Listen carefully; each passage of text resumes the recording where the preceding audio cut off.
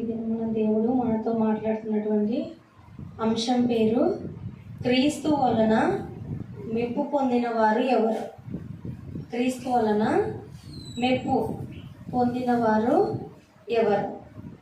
పరిశుద్ధమైనటువంటి దేవుడి గ్రంథం నుండి లూకా సువార్త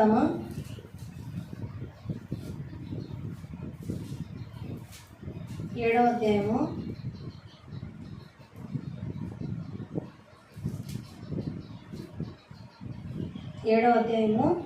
9వ వచనం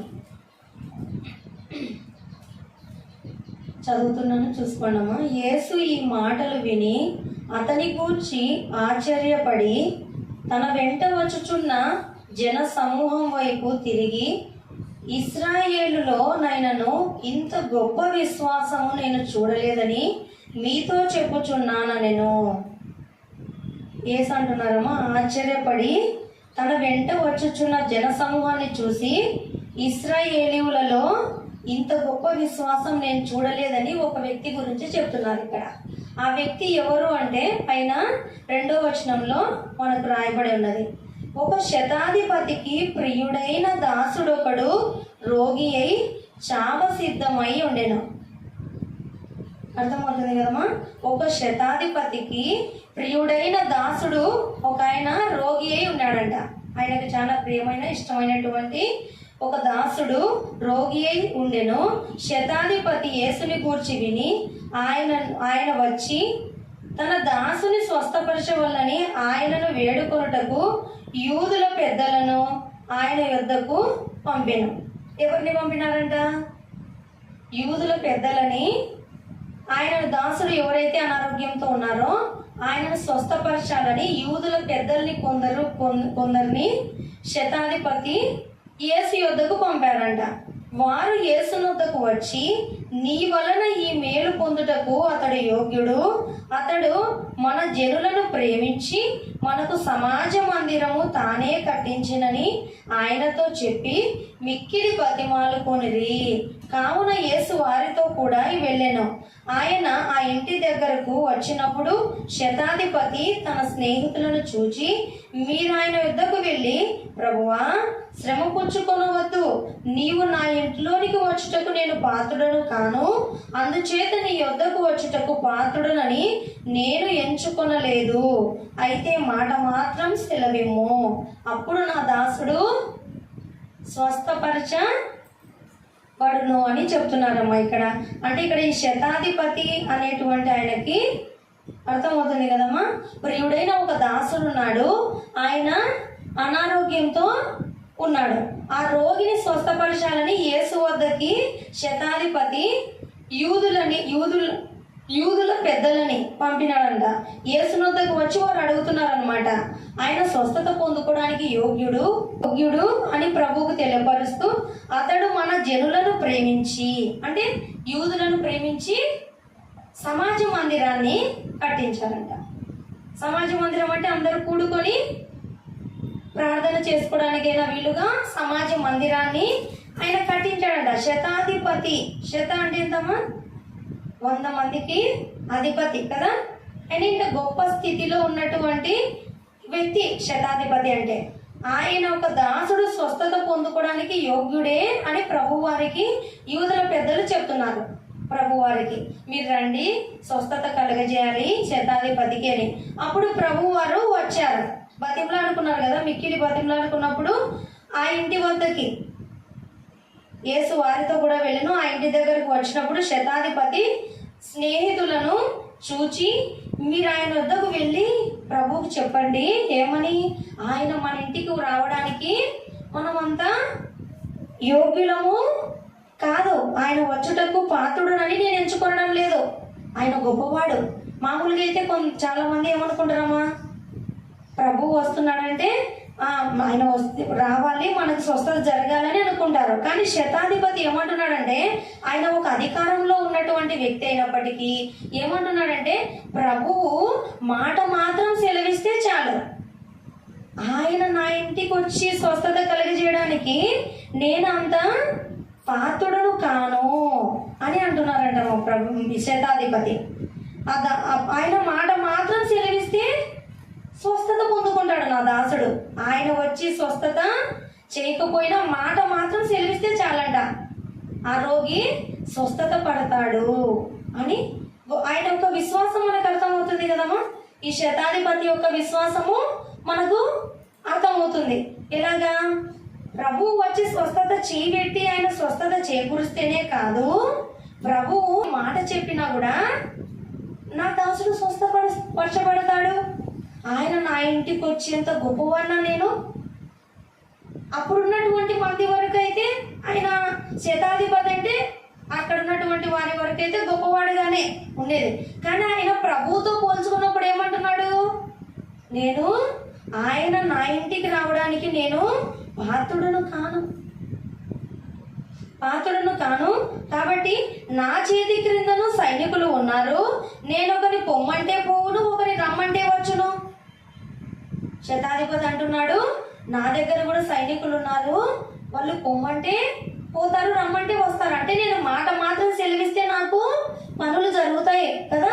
అలాగే మీరు ప్రభువు కదా, మీరు మాట మాత్రం సెలవిస్తే చాలు, మీరు మా ఇంటి దగ్గరకు వచ్చేంత గొప్పవాడిని నేను కాదని ఆయన విశ్వాసం గురించి చెప్తున్నప్పుడు ప్రభువు ఈ మాటలు విని, ఈ సంభాషణలో శతాధిపతి యొక్క మాటలు విని అంటున్నారనమాట. అతని గూర్చి ఆశ్చర్యపడి తన వెంట వచ్చుచున్న జన సమూహం వైపు తిరిగి, ఇశ్రాయేలీయులలోనైనను ఇంత గొప్ప విశ్వాసం నేను చూడలేదు కదా.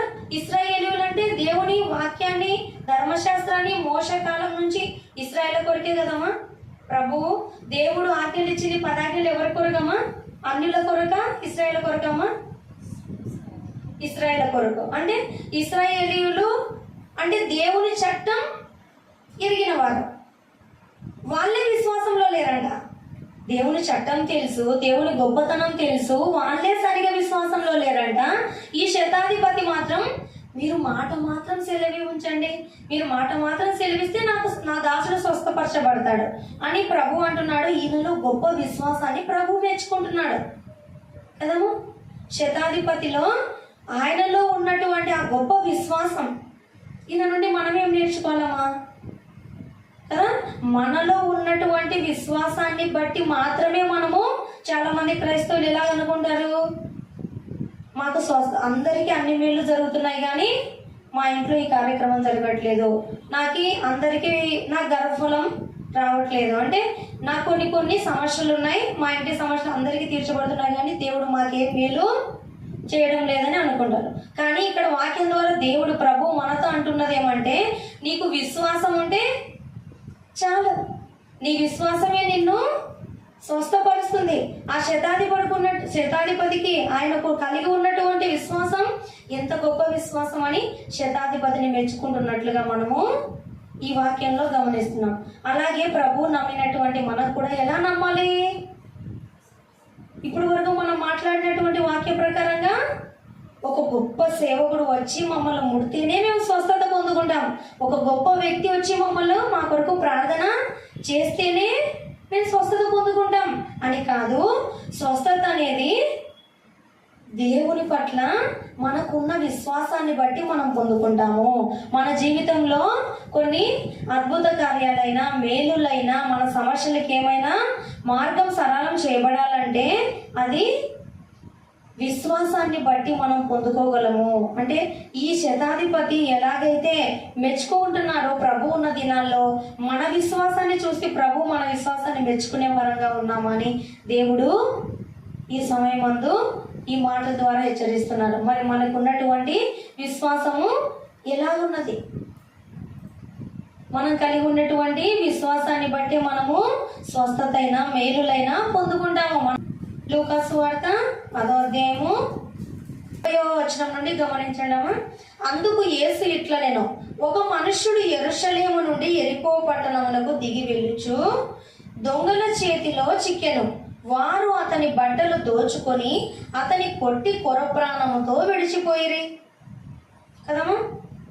ఒక దొంగల చేతిలో ఒక మనుష్యుడంట చిక్కి అతని చేతిలో ఉన్నదంతా తీసుకొని అతని కొరప్రాణంతో విడిచి వెళ్ళిపోయారంట. అప్పుడు ఒక యాజకుడు వెళ్తున్నాడు. యాజకుడు అంటే ఒక సేవకుడు, దేవుని వాక్యాన్ని ఎరిగినవాడు, ధర్మశాస్త్రాన్ని పఠించినటువంటి యాజకుడు ఆ త్రోవను వెళ్తున్నాడు. ఇదంతా కూడా మనకు అందరికి కూడా సమరయుడు యాజకుడు గురించినటువంటి విషయం మనందరికీ తెలిసినదే. వెళ్తున్నప్పుడు అతడు ఏమని అంటున్నాడు? తటస్థించెను. అతడు అతన్ని చూచి పక్కగా పోయినాడంట.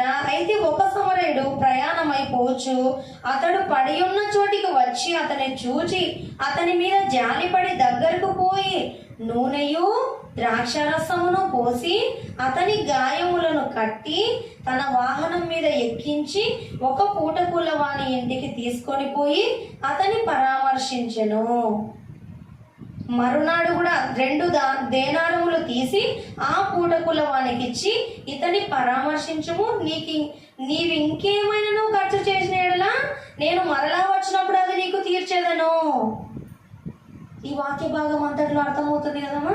ఒక యాజకుడు దేవుని వాక్యాన్ని పటిష్ఠించినటువంటి వ్యక్తి, కొరప్రాణంతో ఉన్నటువంటి వ్యక్తిని చూసి ఆయనకి ఏమాత్రం సహాయం చేయకుండా పక్కగా వెళ్ళిపోయాడంట. ఒక సమరయుడు అంటే ఎవరమ్మా? అన్యుడు. సమరయుడు అంటే దేవుణ్ణి ఎరుగనటువంటి వాడు, దేవుని ప్రేమను తెలియనటువంటి వాడు. ఆయనకు ప్రేమ ఎలాగుందమ్మా? దేవుని వాక్యాన్ని ఎరిగినటువంటి వారికి ఎక్కువ ఉండాలన్నా ప్రేమ, అన్యులకి ఎక్కువ ఉండాలన్నా? ఈ వాక్యం ద్వారంగా మనము ఆలోచిస్తే ఒక సమరయుడు చేసినటువంటి ప్రేమను ఒక యాజకుడు చూపించలేకపోయాడు కదా. అప్పుడు కింద ఏమంటున్నాడు? కాగా 36వ వచనంలో కాగా ప్రభు అంటున్నారు, కాగా దొంగల చేతిలో చిక్కిన వానికి ఈ ముగ్గురిలో ఎవడు పొరుగువాడాయనో నీకు తోచుచున్నది, ఎవరు పొరుగువాడాయనని నీకు తోచుచున్నది అని యేసు అడగగా అతడు అతని మీద జాలి పడిన వాడే అనేను కదమ్మా. ఇక్కడ ఏమనుంది? నిన్ను వలె నీ పొరుగువాన్ని ప్రేమించే విషయంలో ప్రభువు ఈ యొక్క విషయాన్ని, జరిగిన విషయాన్ని మనకు తెలియపరుస్తున్నాడు. పైన అదే అడుగుతారనమాట. ఒక ఆయన అడిగినారు, నీవు పొరుగువాన్ని ప్రేమించడం అంటే ఏంటిది అని పైన మనకి ఇక్కడ అడుగుతారనమాట ప్రభువును. పొరుగువాన్ని ప్రేమించడం అంటే ఏంటిది అని ఎక్స్ప్లెయిన్ చేస్తున్నారు ప్రభు ఒక ఆయనకి. పొరుగువాన్ని ప్రేమించడం అంటే, నిన్ను వలె నీ పొరుగువాన్ని ప్రేమించడం అంటే దేవుని వాక్యాన్ని చక్కగా చదువుకొని 10 మందికి చెప్పడం ఒకటే కాదు, యాజకుని సేవ చేయడమే కాదు, నిన్ను వలె నీ పొరుగువాన్ని ప్రేమించాలి. నిన్ను వలె నీ పొరుగువాన్ని ప్రేమించే విషయంలో సమరయుడు ఈ యొక్క యాజకుడి విషయంలో మనం ఆలోచిస్తే, మరి క్రైస్తవులుగా ఒక యాజకుడి గురించే కదమ్మా క్రీస్తు నమ్ముకున్న ప్రతి ఒక్క బిడ్డ కూడా ఆలోచించవలసినటువంటి విషయం. దేవుడు మనకి ఇచ్చినటువంటి ప్రాముఖ్యమైనటువంటి ఆజ్ఞల్లో నిన్ను వలె నీ పొరుగువాన్ని ప్రేమించాలనేటువంటిది ప్రాముఖ్యమైన ఆజ్ఞ కదమ్మా. నీ దేవుడైన యెహోవాను పూర్ణ హృదయంతో, పూర్ణాత్మతో, పూర్ణ మనసుతో దేవుణ్ణి మనము ప్రేమించాలి, మొట్టమొదటి ఆజ్ఞ. రెండో ఆజ్ఞ, నిన్ను వలె నీ పొరుగువానిని ప్రేమించాలి. పొరుగువాన్ని ప్రేమించే విషయంలో యాజకుడు అంటే ఇక్కడ యాజకుడికి కదా మనకు వర్తించదు కదా అనుకోవచ్చు మనం. కానీ ప్రభువును నమ్మినటువంటి ప్రతి క్రైస్తవుడు కూడా, క్రైస్తవురాలు కూడా మనము ఈ యొక్క ప్రేమను కలిగి ఉండాలి. అప్పుడే ప్రభు ఏమంటున్నాడు? ఎవరికి పొరుగువాడైన ఆయన ఎవరైతే పొర ఊపిరితో ప్రాణంతో ఉన్నారో ఆయనకు ఎవరు పొరుగువాడు వీరిలో అంటే, ఎవరైతే సహాయం చేశారు వాళ్ళే పొరుగువారు కదమ్మా. నిన్ను వలె నీ పొరుగువాన్ని ప్రేమించు అన్న మాటని నెరవేర్చాడు స్మరేయుడు. ఆయన వాక్యం ఎరుగని వాడైనా, ప్రభువుని ఎరుగని వారైనా ఆయన ఏం నెరవేర్చాడు? దేవుని మాటను కదా. దేవుని నమ్మినటువంటి బిడ్డలమైనటువంటి మనం అందరం కూడా ఆలోచించవలసినటువంటి విషయం ఏమిటంటే, ప్రభువుచే మనము ప్రేమ విషయంలో మెప్పు పొందుకునే వారంగా ఉన్నామా? ప్రభువు నందు నిలిచి ఉన్నాము, ప్రభువుని నమ్మి బ్రతుకుతున్నాము, క్రైస్తవులం అని చెప్పుకుంటున్నటువంటి మనము ప్రేమ విషయంలో ఎలా ఉన్నాం? అన్యులైన పొరుగు వారిని ప్రేమిస్తున్నారు కానీ దేవుని బిడ్డలుగా దేవుని మాటలు వింటున్నటువంటి మనము ఇతరులను ప్రేమించే వారంగా ఉన్నామా? మనల్ని మనము ఎలా ప్రేమించుకుంటున్నామో ఇతరులను కూడా అలా ప్రేమించమన్నాడు మన ప్రభు. మన కొరకు మేలైతే కదమ్మా ఏదైనా మనము కట్టే విషయంలోనైనా, తినే విషయంలోనైనా, మన గృహ వసతి కట్టుకునే విషయంలో అయినా చీప్గా ఉండేదాన్ని, తక్కువ ఉండేదాన్ని ఎన్నుకుంటామా, మేలైన దాన్ని ఎన్నుకుంటామా? మేలైన దాన్ని ఎన్నుకుంటాం. అదే అంటున్నాడు దేవుడు, నిన్ను ఎలాగైతే నువ్వు ప్రేమించుకుంటావు, ఇతరులకు నువ్వు చేసే విషయంలో సైతం మేలైనదే చేయాలంట మనం కదా. ఈ విషయంలో మనకి కింద ప్రభు సైతము ఈ విషయంలో అందుకు యేసు నీవును వెళ్ళి అలాగూ చేయము అన్నాడు. నీవును వెళ్ళి అలాగూ చేయము అని ఆయనని ప్రశ్నించినటువంటి వ్యక్తితో దేవుడు అంటున్నాడు, ప్రభు అంటున్నాడు, నీవు కూడా అలాగూ చేయము. ఎలాగ చేశాడు సమరయుడు? తన్ను వలే తన పొరుగు అని ప్రేమించాడు కదా, అలాగే నువ్వు కూడా చెయ్యి అని ప్రభు చెప్తున్నాడు ఒక ఆయనకి. ధర్మశాస్త్రమందు రాయబడి ఉన్నది ఈ విధంగా, నీవేమి చదువుచున్నావు అని అతను అడుగగా, అతడు నీ దేవుడైన ప్రభువును నీ పూర్ణ హృదయంతో, నీ పూర్ణాత్మతో, నీ పూర్ణ మనస్సుతో, నీ పూర్ణ శక్తితో, నీ పూర్ణ వివేకముతోనూ ప్రేమించాలి.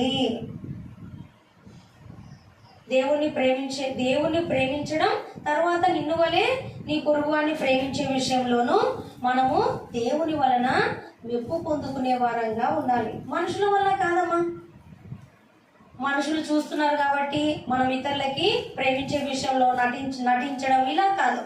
ఎవరు చూసినా చూడకపోయినా క్రీస్తు నమ్ముకున్నటువంటి మనం ఎలాగుండాలి?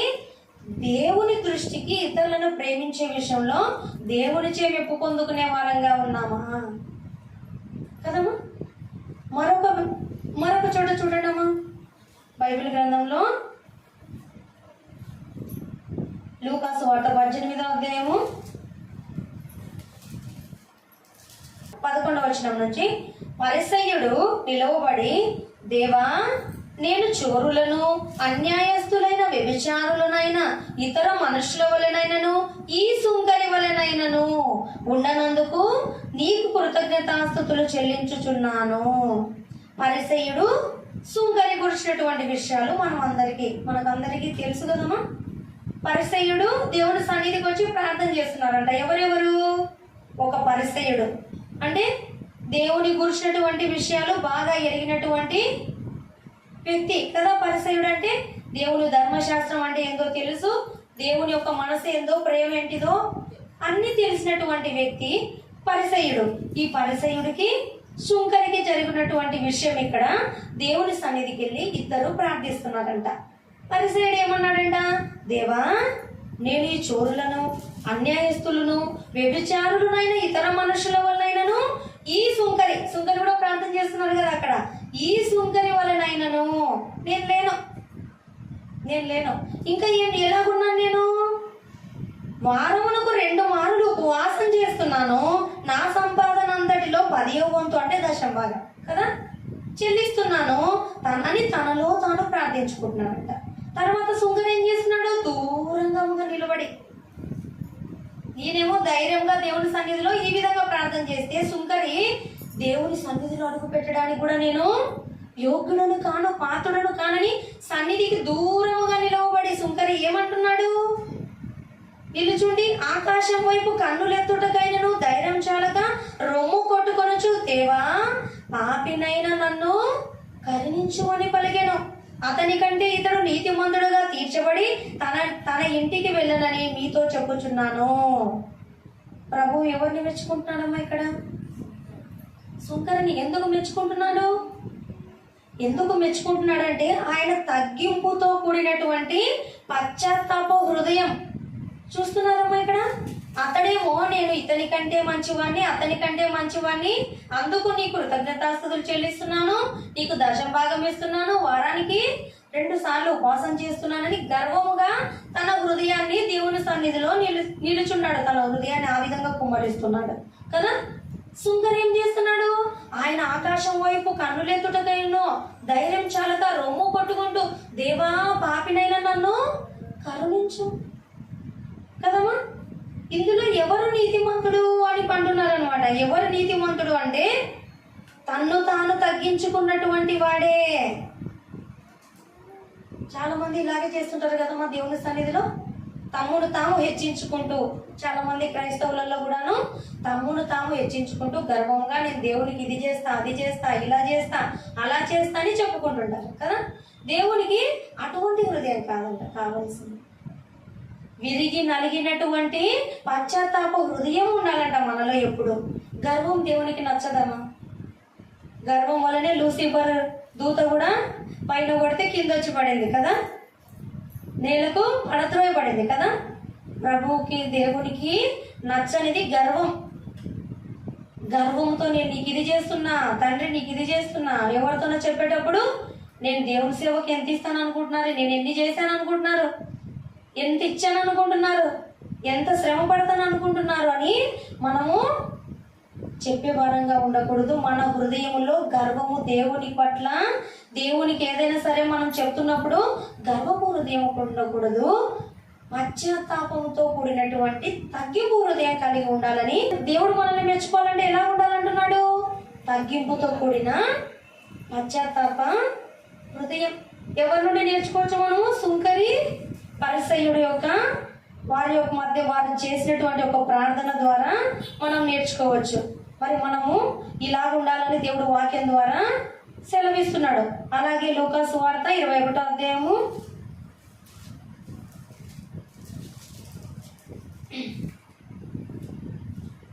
1 నుంచి 4 వచనాలు చూసుకున్నామా. కానుక పెట్టెలో తమ కానుకలను వేయించున్న ధనవంతులను ఆయన పారజూచని. ఎవరు? ప్రభు. కానుక పెట్టెలో తమ కానుకలు వేయించున్న ధనవంతులను ఆయన చూస్తున్నాడంట. గమనించి, ఒక బీద విధవరాలు 2 కాసులు అందులో వేయిచుండగా చూచి, ఈ బీద విధవరాలు అందరికంటే ఎక్కువ వేసనని మీతో నిజముగా చెప్పుచున్నాను. వారందరూ తమకు కలిగిన సమృద్ధిలో నుండి కానుకలు వేసిరి, కానీ ఈమె తన లేమిలో తనకు కలిగిన జీవనం అంతయు వేసనని వారితో చెప్పెను. ఇక్కడ ఏమర్థమవుతుందమ్మా మనకి? సంపూర్ణ హృదయముతో కూడినటువంటి సమర్పణ. దేవునికి ఏదైనా సమర్పించే విషయంలో మనము దేవుడు ప్రభువు మెచ్చుకునేటువంటి సమర్పణ హృదయం ఎలా ఉండాలి? ఎలా ఉండాలి అంటే మనకి వాక్యం ద్వారా ఏం దేవుడు మాట్లాడుతున్నాడంటే, కానుకలు వేస్తున్నటువంటి వారిని దేవుని సన్నిధిలో గమనిస్తున్నాడు ప్రభు. ధనవంతులు వారికి ఉన్నటువంటి సొమ్ములో ధనం తీసుకొచ్చి వేస్తున్నారంట. ఒక బీద విధవరాలు మాత్రం ఎంత వేసిందమ్మా? 2 కాసులు. అయితే అంటున్నాడు, ఈ బీద విధవరాలే ఆ ధనవంతులందరికంటే కూడా ఎక్కువ వేసింది, కానుక సమర్పించుకుంది. ఎందుకని ప్రభు అలాగన్నాడు? ధనవంతులైతే వాళ్ళకి ఎంతో ఉంటే అందులో కొంత తెచ్చి వేశారు, దేవునికి సమర్పించారు. కానీ బీద విధవరాలు మాత్రం తన దగ్గర ఉన్న 2 కాసులు మొత్తం సమర్పించుకుంది. అంటే ఇంకా ఏం లేదు తన దగ్గర. 2 కాసులు ఉన్నాయి, 1 కాసు వేయలేదు. తన దగ్గర ఉన్నదంతా సంపూర్ణంగా దేవునికి సమర్పించుకుందంట. ఇప్పుడు ధనవంతులేమో ఎంతో మన దృష్టికి వచ్చేసి ఎన్నో వేలకు లక్షలకి ధనవంతులు వేసింటారు. ప్రభు అంటున్నాడు, వారికి ఉన్నటువంటి సమృద్ధిలో నుండి కొంత తీసుకొచ్చినటువంటి వారి హృదయం ప్రభువు మెచ్చుకోవడం లేదు. మనము ఏ స్థితిలో ఉన్నా, ఎంత ఈ పేద విధవరాలు ఎంత దీన స్థితిలో ఉన్నామా కదా, మనం ఏ స్థితిలో ఉన్నామో మన హృదయం దేవునికి ఇచ్చేటప్పుడు ఎలా ఉండాలంటే, గొనగక సనుగక విసుగక మనం ఇచ్చేదాన్ని సంతోషంగా, మనం ఇచ్చేది ఎంతైతే ఉందో దాన్ని మనం సంతోషంగా సమర్పించుకోవాలి. ఇంత ఇవ్వాలన్నా ఇవ్వద్దా, మనకి ఎంత అవసరం ఉంది, మనకి ఏం అవసరం ఉంది, ఇంకా ఏమి ఇంట్లో సమస్యలు ఉన్నాయి, వాటన్నిటిని ప్రభువుకి అప్పగించాలి. నీ హృదయంలో ఎంత దేవునికి మనసులో నీకు అనిపించిందో దేవునికి నువ్వు ఇచ్చినప్పుడు దేవుడు నీకు మొదట నా నీతిని రాజ్యాన్ని మీరు వెతికితే మీకు అన్ని మీకు సమస్తము సమకూర్చబడతాయి అన్నాడు కదమ్మా. కాబట్టి దేవునికి మనం ఇచ్చే హృదయం ఎలా ఉండాలంట? మనకిచ్చే హృదయము సంపూర్ణ హృదయంతో సంతోషంగా మనం ఇచ్చేది, మన హృదయంలో ఎంత అనుకున్నామో, మనకున్నదంతా ఊడ్చి అని చెప్పడం లేదు, మన హృదయంలో ఎంత అనుకున్నామో అది సంతోషంగా ఇవ్వాలి. సనుక్కుంటూ విసుక్కుంటూ ఇవ్వకూడదు. పేద విధురాలను ఎలా మెచ్చుకున్నాడమ్మా కదా. ప్రభు మన హృదయం కూడా అటువంటి హృదయం కలిగి ఉంటే ప్రభు మనల్ని మెచ్చుకుంటాడు. మనం దేవునికి సమర్పించే విషయంలో, ఆత్మను రక్షించే విషయంలో, దేవుని పని చేసే విషయంలో కూడా కేవలం దేవునికి ఇచ్చే కానుకొకటే కదా మన సమర్పణ అంటే. మన సమయాన్ని వెచ్చించడం, మన ధనమును వెచ్చించడం, మనకున్న ఆరోగ్యాన్ని వెచ్చించడం. ఆరోగ్యంగా ఉన్నాం, బాగున్నాం, దేవుని పనిలో ఒక చోట పని చేయాల్సి వచ్చింది. మీకున్న ఆరోగ్యాన్ని, మీకున్న శరీర అవయవాలని ఆ యొక్క దేవుని పని కొరకు సంతోషంగా చేయాలి. నాకు పని ఉంది, నేను ఇప్పుడు చేయలేను, నేను రాలేను అని దేవుని పనిలో సనుక్కుంటూ లేకుండా నీకు చెయ్యాలి అని అనిపించినప్పుడు దేవుని పని అయినా సరే సంతోషంగా, హృదయపూర్వకంగా, సంపూర్ణంగా చేయాలని దేవుడి మాటల ద్వారా మనతో మాట్లాడుతున్నాడు కదమ్మా. ఇటువంటి హృదయం మనం అందరం కలిగి ఉందామమ్మా. మరొక చోట దేవుడు మాట్లాడుతున్నాడు. ప్రభు మెచ్చుకున్నటువంటి వారిలో మరొకరు లూకాసు వార్త 10వ అధ్యాయము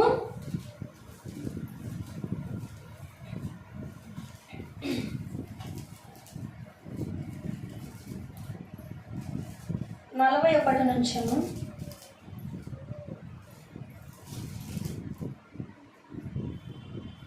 ఇక్కడ మరియా మార్త గురించి ప్రతి ఒక్కరికి తెలుసు కదమ్మా.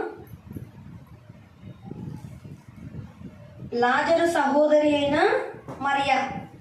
మరియా మార్త అనే విషయం గురించి మీకు అందరికీ ఈ యొక్క ఎక్కడి నుండి స్టార్ట్ అయిందమ్మా, ఈ యొక్క మీకు అర్థం కావడం కొరకు 38 నుంచి అంతటా వారు ప్రయాణమై పోచుండగా ఆయన ఒక గ్రామంలోనికి ప్రవేశించెను. మార్త అను ఒక స్త్రీ ఆయనను తన ఇంట చేర్చుకొనెను. ఆమెకు మరియా అను సహోదరి ఉండెను. ఈమె యేసు పాదముల యొద్ద కూర్చుండి ఆయన బోధ వినుచుండెను.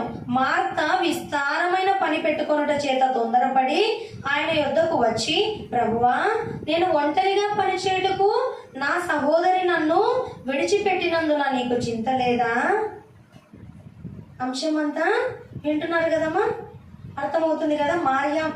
ఈ యొక్క మార్త మరియ విషయాల్లో మార్త ఇంటికి ఆహ్వానించి ప్రభువు కొరకు ఆయనకు భోజనం సిద్ధపరిచే విషయంలో అనేకమైన పనులు పెట్టుకుందంట.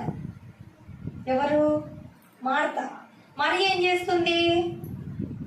ఆయన వద్దకు వచ్చి ఆయన మాటలు వింటుందంట, ఆయన చెప్పేటువంటి ఆయన బోధ వింటుందంట ఆయన పాదాల దగ్గర కూర్చొని. అప్పుడు మార్త అంటుంది, ప్రభువా, నీకు చింత లేదా? నేను అనేకమైన పనులు చేసుకుంటున్నాను కదా, నీకు చింత లేదా? నాకు సహాయం చేయమని ఆమెతో చెప్పు. ఎవరితో? ఆయన పాదాల దగ్గర కూర్చొని దేవుడి మాటలు వింటున్నటువంటి మరియతో చెప్పాలంట, నీకు చింత లేదా? నేను అనేక పనులు చేసుకుంటుంటే నాకు హెల్పింగ్ కొరకు మరియను పంపించండి ప్రభు అంటుంది మార్త. అయితే చూడండి అమ్మా, ఇంకా ఇక్కడ ఏమనుందో, మార్త విస్తారమైన పని పెట్టుకొనుట చేత తొందరపడి ఆయన వద్దకు వచ్చి, ప్రభువా, నేను ఒంటరిగా పనిచేయటకు నా సహోదరి నన్ను విడిచిపెట్టినందున నీకు చింత లేదా? నాకు సహాయం చేయమని ఆమెతో చెప్పుమని. అందుకు ప్రభు ఏమన్నాడమ్మా, మార్త మార్త, నీవు అనేకమైన పనుల గురించి విచారము కలిగి తొందరపడుచున్నావు, కానీ అవసరమైనది ఒక్కటే. మరియు ఉత్తమమైన దానిని ఏర్పరచుకొనేను, అది ఆమె యొద్ద నుండి తీసివేయబడదు. దేవుడు ఎవరిని మెచ్చుకుంటున్నాడమ్మా? ఎందుకు మెచ్చుకోవాలమ్మా మరియని? యాక్చువల్గా అయితే మార్త ఎవరి గురించి ఆలోచిస్తుంది చెప్పండి? మార్త ఎవరి గురించి ఆలోచిస్తుంది? ప్రభు వచ్చాడు, ప్రభుకి ఏం సిద్ధపరచాలి, ఆయన ఫుడ్ ఇంకా ఏమేం చేయాలి, ఏం ఐటమ్స్ చేయాలి, ఎంత చక్కగా నేను ఆయన్ని తృప్తిపరచాలి. ఆ ఆలోచన మంచిదే కదమ్మా. మన దృష్టికి ఆలోచిస్తే ఆమె చేసే పని మంచిదే, కానీ ప్రభు ఎందుకు ఆమెను మెచ్చుకోవడం లేదు? మరియని మెచ్చుకుంటున్నాడు. మరియని, నీకు చింత లేదా ప్రభువా? నేను ఒంటరిగా కష్టపడుతున్నానే, ఎవరి కోసం? నీకు చింత లేదా? ఆమెను నా దగ్గరికి పంపమని చెప్పొచ్చు కదా అని ప్రభువు చెప్తుంది. అప్పుడు ప్రభువు, మార్తా మార్తా, నీవు అనేకమైన పనులను గురించి విచారం కలిగి తొందరపడుచున్నావు, అవసరమైనది ఒక్కటే. మనలో కూడా చాలా మంది అలాగే ఉంటారు కదమ్మా. చాలా మంది ఏంటిదమ్మా, టోటల్గా అలాగే ఉన్నారు కదా. దేవుని మాటలకి విలువిస్తున్నారమ్మా. ఒక కూడిక పెట్టుకున్నా, ఒక ఏదైనా సరే పెళ్లి జరుగుతున్నా, ఒక ఇంట్లో ఏదైనా ఒక శుభకార్యం జరిపించుకుంటున్నప్పుడు ఆ ఒక్క వంటలు ఎలాగా, సేవకుడికి ఏం చేయాలి, ఇంకా ఏం జరగాలి, ఏం పనులు జరుగుతున్నాయి, ఇవే. కానీ ఆ కూడిక అసలు ఇంకెందుకమ్మా సేవకుని పిలిపించుకోవాలి? వంటలు చేసుకొని తిని వెళ్ళిపోతే సరిపోతుంది కదా. పేరుకు మాత్రం సేవకుని పిలిపిస్తారు కానీ దేవుని మాటలకు మాత్రం చెవులు రెడీగా ఉండవు. ఆ పని ఈ పని ఆ పని అంటున్నాడు ప్రభువు. అవసరమైనది ఒక్కటే, మరియ ఉత్తమమైన దానిని ఎంచుకున్నది. నువ్వు అనేకమైన విస్తారమైన పనులు నువ్వు పెట్టుకున్నావు. ప్రభు ఆహారం ఏంటిదమ్మా? ప్రభు ఆహారము నా పని తుది ముట్టించుటయే నాకు ఆహారమై ఉన్నది అన్నాడు ప్రభు కదా. ఆయనకు ఆహారము ఆకలైనా ఆయన ఆహారము శారీరక ఆహారం కాదు. అనేక మంది ఆత్మలు దూరం అవుతున్నాయి, రక్షించడం, ఆయన వచ్చినటువంటి పనిని తుదముట్టించడం ఆయనకు ఆహారం. అందుకే అంటున్నాడు, నువ్వు పెట్టినటువంటి ఆహారము ఒక్క పూటకు అరిగిపోతుంది, కానీ నేను చెప్పేటువంటి ఈ మాటలు నిత్య జీవాన్ని కలుగజేస్తాయి. నువ్వు పెట్టే ఆహారము ఒక్క పూటకే, జీవితాంతానికి అది ఆహారంగా ఉండిపోదు కదా. కానీ మరియ ఉత్తమమైన దాన్ని ఎంచుకొని నేను చెప్పే బోధలు మాటలు వింటుంది కదా. మనం మార్త వలే ఉన్నామా, మరియ వలే ఉన్నామా? నిత్య జీవమునకి నడిపించేటువంటి మాటలు మనం వినాలనే ఆశ మనలో ఉన్నదా కదమ్మా? ఎటువంటి హృదయం కలిగి ఉన్నాం మనం? మార్త హృదయం కలిగి ఉన్నామా? మరియ లాంటి హృదయం కలిగి ఉన్నామా? మన ఇంట్లో కూడిక జరిగినా లేదా ఎక్కడైనా దేవుని మాటలు వినిపించబడుతున్నా మనం దేనికి స్థానం, మొదటి స్థానం ఇవ్వాలంటున్నాడు దేవుడు. దేవుని మాటలు వినే సమయానికి అక్కడ మనం దానికి ప్రాముఖ్యత ఇవ్వాలి. ఆ తర్వాత జరిగేది ఎలాగైనా జరిగిపోతుంది కదమ్మా. దేవుని మాటలే కదా మనకు కరువు అయ్యేది. అంత ప్రోగ్రాం జరిగింటది కానీ దేవుని మాటలకు మాత్రం చాలా సమయం ఇవ్వరు. 10 నిమిషాలు దేవుని మాటలు చెప్పాలని అనుకుంటారు కదమ్మా. దేవుని ప్రకారంగా వాక్యానుసారంగా మేము దేవుని వాక్యానుసారంగానే కూడిక జరిగిస్తున్నాం అంటారు కానీ అక్కడ వాక్యానికి ఏమాత్రం కూడా చోటు ఉండదు. మరి ఈ విధంగా దేవుడు మనతో ఈ సమయం ముందు మాట్లాడుతుండగా మనము ఎటువంటి దానిని ఎన్నుకుంటున్నామో, ఉత్తమమైన దానిని ఎన్నుకునే మరియ వలె మనం ఉన్నామా? మనకున్నటువంటి జీవిత పరిధిలో బలా నమ్మకమైన సేవకురాలా, బలా నమ్మకమైన మంచి సేవకురాలా అని మనము దేవుని చేత మెప్పు పొందుకునే వారంగా ఉండాలని దేవుని సేవకురాలుగా ప్రభు పేరిట మీ అందరికీ మనవి చేసుకుంటూ ఇంతటితో ముగిస్తున్నాను.